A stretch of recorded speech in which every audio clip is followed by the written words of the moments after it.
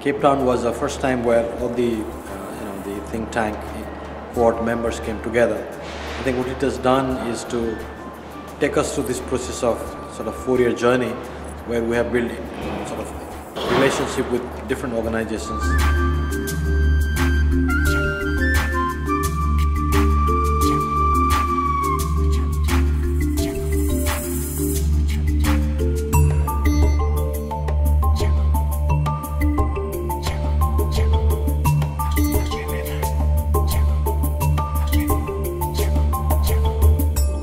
I think there's 43 southern think tanks at this meeting, and I think that is really quite stupendous because it's, I think, the ambition of the 43 southern think tanks, so it might be asking a lot, is to be able to set the global agenda for development research.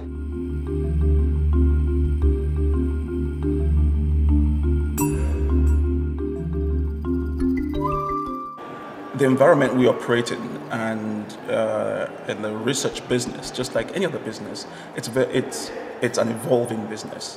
It changes, it improves. There are new tools, new technologies, new methodologies, new ways of doing things. And so when we come to events like this and we interact with our peers, we also learn from them. It is also a great opportunity to think about what we do, how we do it, what we're doing differently or similarly, and learn from each other.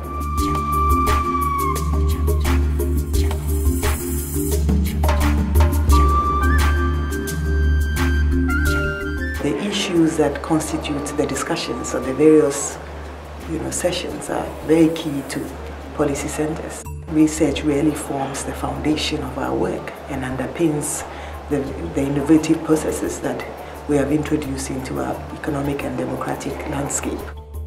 The product that the think tanks produce have to contribute to sort of inform the policy process, reform policy where needed, and the ultimate sort of objective of this, both knowledge and policy, is to improve practices.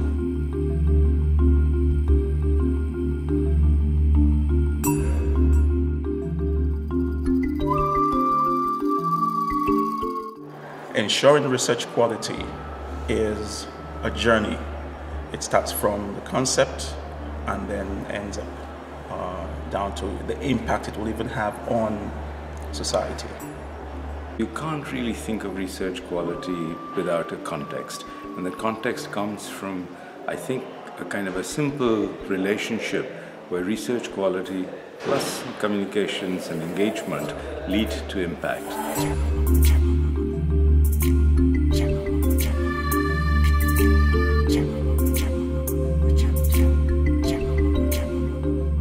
My excitement about the method, about the instrument, was actually to try it on issues which are more about in the political domain. Talk about elections, talk about constitutional changes, or something which is more sort of less exact and where you need to muddle through. We learned that it's one of the best ways to anticipate different outcomes and discuss them from the beginning before you adopt them. A policymaker will have to utilize their judgment in picking up any of the policy options. The decision to adopt certain questions, the decision to survey, the decision to publish certain indicators in a government is a political decision. It might not be partisan, but it's certainly political.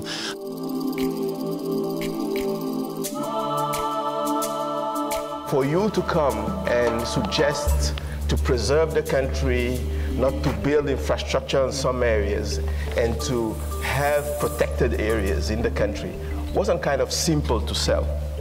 We want to see in the funding applications mixed methods. You can't know everything from randomized anything. We use these policy briefs because they are simplified, and as you know, parliamentarians don't have enough time to go and read a lot. Impact evaluation is not the bulletproof of everything. It has its own limitations, and we should be able to understand that. When you have a group that transcends disciplinary boundary and geographies and then come together in sort of defining and addressing a problem and offering solutions. The strength of that alliance is really sort of tremendous in terms of how you engage with your individual policymakers in individual countries. Collectively working on an issue relating to what is happening globally in the discourse for of development might actually enable us to change or have an impact on that discourse.